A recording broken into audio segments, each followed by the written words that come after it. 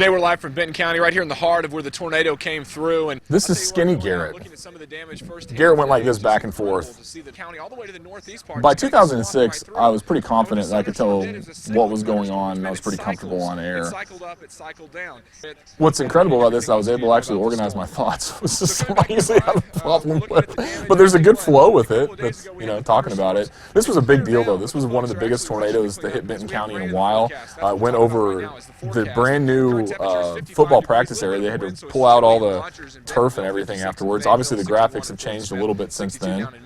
I'm not sure how many days I was live after this, but you can see, obviously, it's a lot cooler in the wake of the storm. It was a March storm, I think. What's interesting about this storm is, as a station, we won an Associated Press Award for best weather coverage, which was really cool.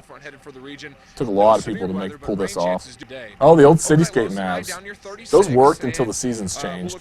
These are probably the most comfortable years of my career, maybe. Obviously, I just got my seal of approval from the American Meteorological Society, my National Weather Association seal of approval. So I felt pretty confident that I knew what I was doing. Probably didn't, but just incredible. Folks who had as little as 10 seconds.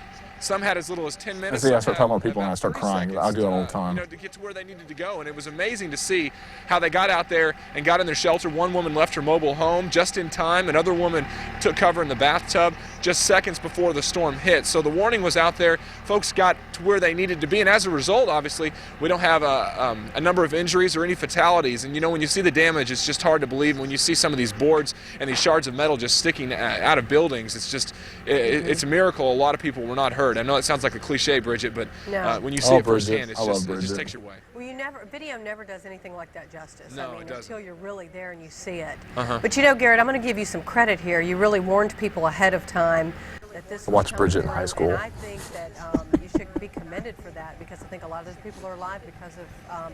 She's such a sweetheart. Letting people know that. Well, thank you, Bridget. Of course, she was Bridget Bonds back in the day.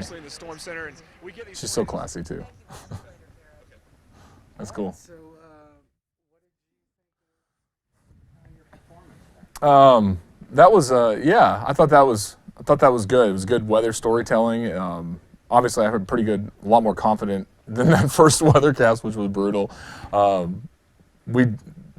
of us in the weather center that are married, we kind of have the saying that our wives are weather widows because we're always at work, and that's what I noticed. I've still got the same wedding ring on that I had on back then. And I know my wife's been a part of my career more so probably than I have, because when you marry a meteorologist or anybody that's on TV, you're part of their career as well, and you take on a lot of that role too. So, yeah, I think a lot about her too when I see stuff like that.